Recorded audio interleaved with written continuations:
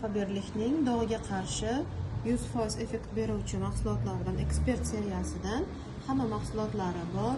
Kunduzgisi, kechqurungisi va mana yuzimizni haftada 2 marta o'lik terilardan tozalab beruvchi peeling geli ham bor. Ular mana kunduzgisini 50 SPF ligi bor. 50 SPF ligini tarkibida tonalkasi bo'lmaydi.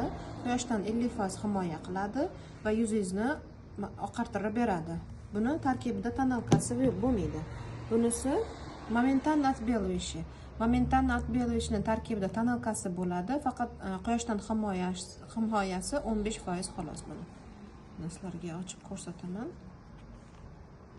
Ko'pchilik buni farqi nimada deb so'rashadi mana. Momentalniy deb yozilganini tarkibida tonalnisi bo'ladi. 3 в 1 bo'ladi. Bu ham quyoshdan saqlaydi, ham yuzimizga tus beradi, ham yuzimizdagi dog'larimizni oqartirib beradi.